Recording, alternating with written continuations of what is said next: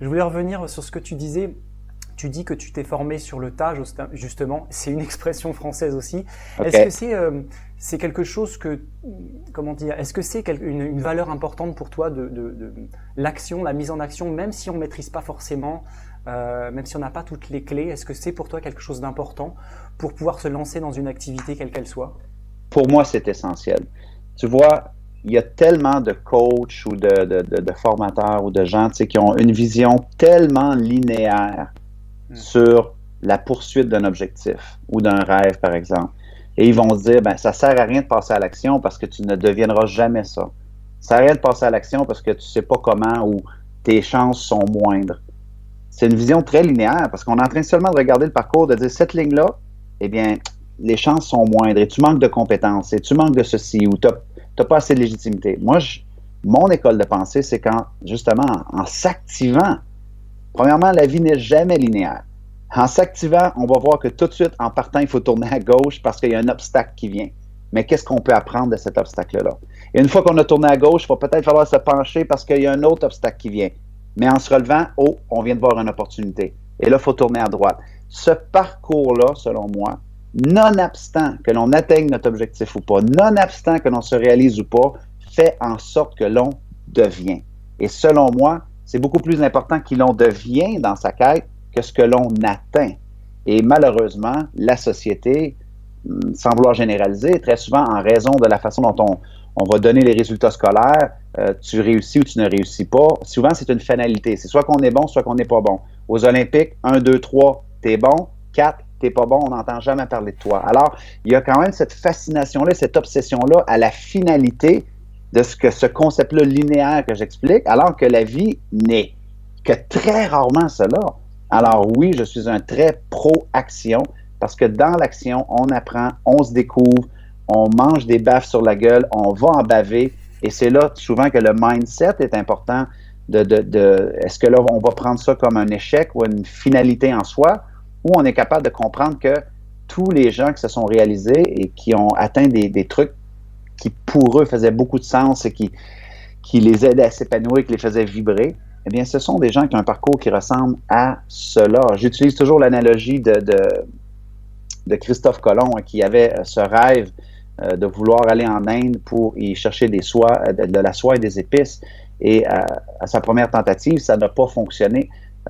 Et à sa deuxième tentative aussi, mais il a découvert l'Amérique. Donc, mon point, c'est que très souvent, on vise l'Inde dans notre linéarité.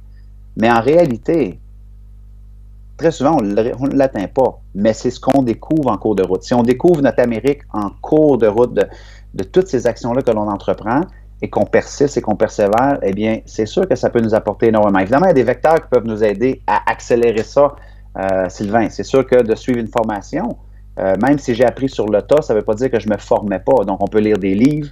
Dans l'économie d'aujourd'hui, on peut écouter des audiobooks, on peut écouter des MP3, des podcasts, on peut assister à des formations sur Internet, on peut avoir un mentor, on peut embaucher un coach, on peut faire du bénévolat dans lequel on peut apprendre énormément aussi. Bref, il y a plusieurs choses qu'on peut faire pour peaufiner cette action-là, pour ne pas être une poule pas de tête. Au Québec, on dit ça, ça veut dire qu'on court un peu partout, on passe beaucoup à l'action, mais on n'est pas nécessairement stratégique avec nos actions. Donc, c'est sûr qu'on va aller apprendre des meilleurs. On va aller apprendre qu'est-ce qui fonctionne le plus, hein, cette fameuse philosophie-là du 80-20, hein, la loi de Pareto. Donc, quels sont ces 20% d'actions-là qu'on peut faire qui vont nous rapporter 80% de résultats ou de performance? Donc, je ne vous dis pas passer 80% du temps à passer à l'action, à essayer tout et rien et tout et rien. Et moi, j'ai une philosophie qui dit toujours, est-ce que vous êtes le genre de personne à faire 1000 choses une fois et à abandonner dès que c'est difficile ou dès qu'il y a une résistance, ou vous êtes le genre de personne à faire une chose 1000 fois pour aller dans l'excellence et dans la maîtrise. Donc, lorsqu'on passe à l'action, il y a aussi un second degré qui est aller chercher les vecteurs d'excellence qui vont vous aider à mieux performer. Et deuxièmement, assurez-vous d'aller sur la durée parce que c'est sûr que quand on passe à l'action, tout champion, toute excellence, toute maîtrise, il y a eu un engagement qui était sur la durée. Est-ce qu'il y a d'autres critères pour justement pouvoir se réaliser? Tu parles de l'action, tu parles de finalement se focaliser finalement sur les mêmes actions, en tout cas les réitérer plusieurs fois. Est-ce qu'il y a d'autres choses encore pour pouvoir se réaliser à ton sens, Ouais, ben en il faut plus les de se réitérer. former? Ouais. Oui, il faut les réitérer plusieurs fois, mais il faut toujours recalibrer. C'est-à-dire, l'action que je viens de faire, est-ce qu'elle était bonne? Donc, il faut demander du feedback. Ça, c'est une des grandes forces des gens qui vont vers l'épanouissement. Demander du feedback constamment. C'est qu'est-ce que je peux améliorer la prochaine fois? Et pour moi, l'autre chose aussi dont on parle peu, c'est très souvent, c'est de vivre dans une conscience, de prendre prise de conscience de quelles sont mes limites, quelles sont mes peurs, quels sont les endroits où moi je me limite. Et ça, c'est vraiment à contre-courant souvent du développement personnel parce que l'on dit non, tu dois te concentrer sur ce qui est positif, on ne doit que voir ce qui est positif. Et moi, je ne suis pas nécessairement de cette école de pensée-là parce que je crois que si on répète des scénarios dans notre vie qui sont toxiques, okay, qui sont peut-être, qui prennent racine sur des croyances limitantes ou sur des idées reçues qui nous viennent de notre construction identitaire, donc peut-être nos parents, nos enseignants, des coachs que l'on a eus dans le passé, qui nous ont dit des trucs à un moment important de notre vie où est-ce que le taux vibratoire émotionnel pour nous était très élevé et que ça nous a marqué. Okay? Donc, ça peut être un échec, ça peut être, par exemple, une présentation orale lorsqu'on était jeune et que nos copains se sont moqués de nous ou que l'enseignant nous a dit « t'as vraiment pas d'avenir là-dedans ». Alors, si toi, tu continues toute ta vie à te dire « ben moi, j'aimerais devenir conférencier ou prendre la parole en public », mais que dans ton passé, on a semé une idée reçue par rapport à ton identité, ben, tu peux peut-être la traîner pendant des années.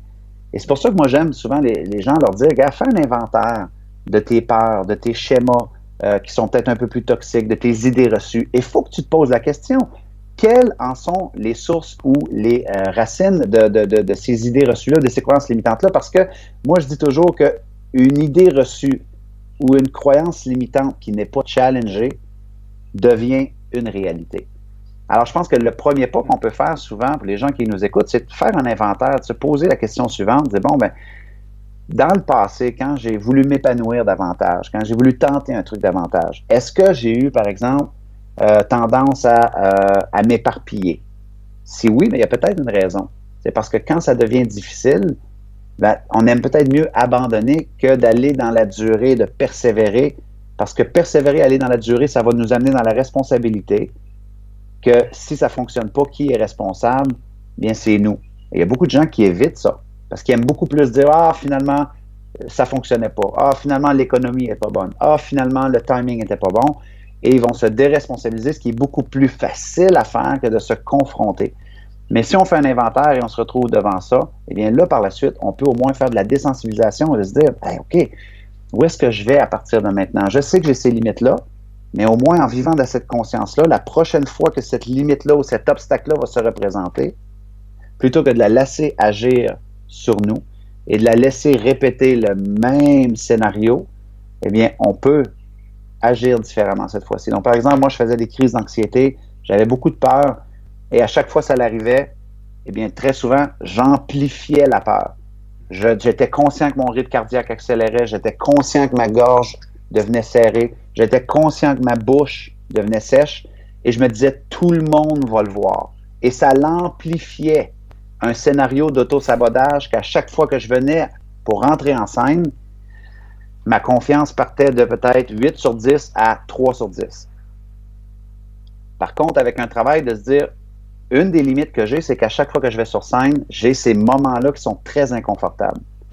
Alors, en prenant conscience, lorsque l'obstacle se présentait à moi, plutôt que de paniquer et de dire les gens vont me juger, les gens vont me critiquer, les gens vont le remarquer, je me disais, ah, peur, anxiété.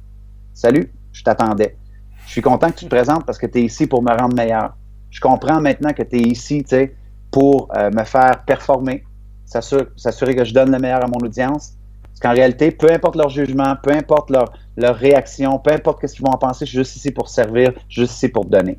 Donc, ce que j'ai fait ici, c'est que j'ai changé mon scénario, j'ai changé mon langage aussi, mais dans le moment critique, c'est important. Et si on ne fait pas cet inventaire-là, très souvent, c'est difficile d'aller vers davantage d'épanouissement parce que on va, mais on s'auto-sabote par différents trucs ou on reste pogné dans des idées reçues ou des croyances limitantes. Donc, un inventaire, et une fois qu'on a fait l'inventaire, peut-être mieux gérer ces moments-là où ce que des fois, c'est un peu plus difficile pour nous. C'est riche que tu me racontes. Personnellement, je fais une conférence la semaine prochaine, j'y pense. Exactement. Donc, lorsque la nervosité va se présenter, accueille-les. Et puis, oublie pas aussi que, justement, c'est correct de l'anxiété de performance aussi à un certain niveau. Ça augmente notre taux d'adrénaline, ça nous rend plus présents, ça nous rend beaucoup plus alerte aussi. Donc, il y a plein d'effets positifs. Mais si au moment que ça se présente, on entre en mode plus panique, où ce qu'on se dit, ben, les gens vont nous juger ou vont nous critiquer, ils vont remarquer qu'on est peut-être nerveux, eh bien là, on entre encore plus dans notre tête et on entre en mode peut-être un peu plus performance, plus toxique que énergique. Ouais.